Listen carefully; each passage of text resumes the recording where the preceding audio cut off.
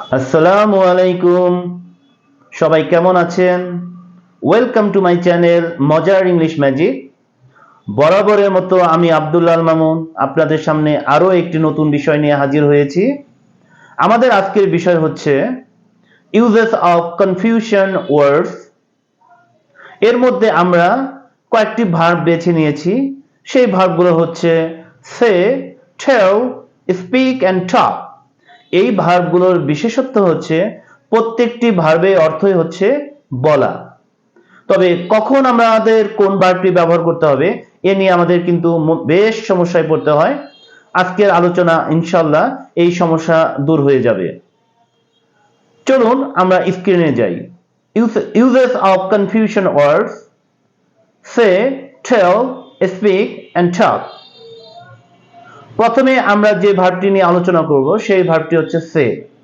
সে সাধারণত অর্থ হচ্ছে বলা। এর পাস্ট ফর্ম সেইড এবং পাস্ট পার্টিসিপল ফর্ম সেইড। যখন কোনো ব্যক্তিকে উদ্দেশ্য না করে কোনো কিছু বলা হয় তখন আমরা সে ব্যবহার করতে পারি। যেমন হি সেইস বা সেইড ইট। এখানে খেয়াল করলে দেখবেন সেইড এর পরে কোনো ব্যক্তিবাচক অবজেক্টের উপস্থিতি নেই, এজন্য আমরা সে বা সেইড ব্যবহার করতে পারি। অর্থাৎ স্বাভাবিকভাবে কোনো কিছু বলা হলে যেখানে ব্যক্তিবাচক বা ইনডিরেক্ট অবজেক্ট থাকবে না সেখানে আমরা সে ব্যবহার করব। তবে বলা অর্থে যদি ইনডিরেক্ট অবজেক্টের উপস্থিতি থাকে এবং তার পূর্বে যদি টু থাকে তাহলে আমরা সে ব্যবহার করতে পারি। এখানে দেখেন হি সেইস টু মি, এখানে মি হচ্ছে অবজেক্ট, তার পূর্বে কিন্তু টু আছে। এই টু থাকার কারণে আমরা এখানে সে বা সেইড ব্যবহার করতে পারি। অর্থাৎ হি says to me man is mortal. তবে এখানে যদি টু না থাকতো তাহলে কিন্তু আমরা মোটেও সে বা সেইড ব্যবহার করতে পারবো না। এরপর আসি টেল ব্যবহার।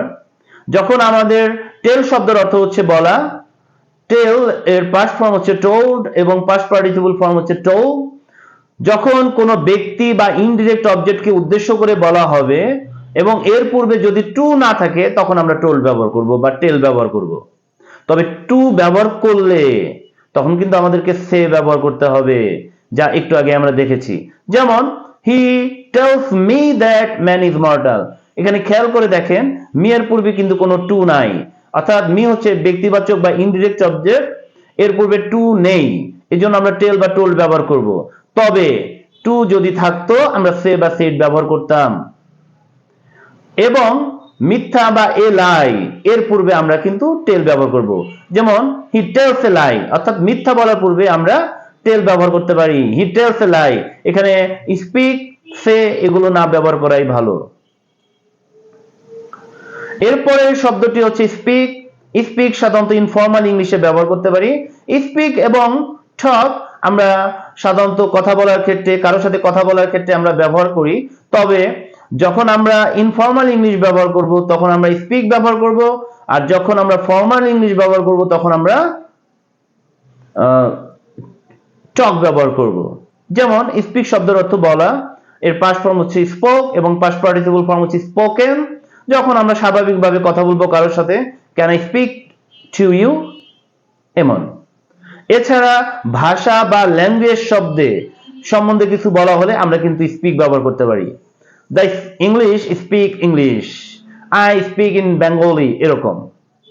সত্য বা দ্য ট্রুথ বলা অর্থে আমরা কিন্তু স্পিক ব্যবহার করব। যেমন হি স্পিকস দ্য ট্রুথ। আশা করি সবাই বুঝতে পেরেছেন। এখন আমরা টক দেখব।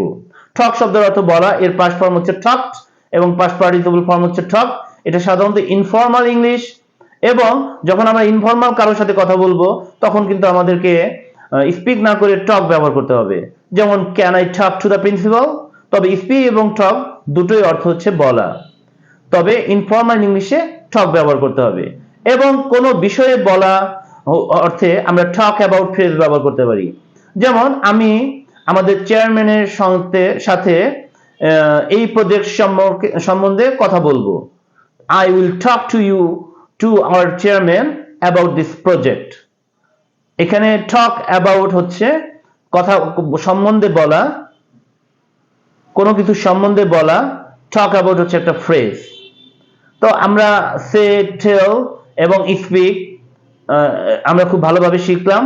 আশা করি সবাই বুঝতে পেরেছেন। সবাইকে ধন্যবাদ। প্লিজ সাবস্ক্রাইব মাই চ্যানেল মজার ইংলিশ ম্যাজিক। নেক্সট ক্লাসে আবারও নতুন কোনো বিষয় নিয়ে আমরা ইনশাআল্লাহ হাজির হব। আজকে এ পর্যন্তই, ধন্যবাদ।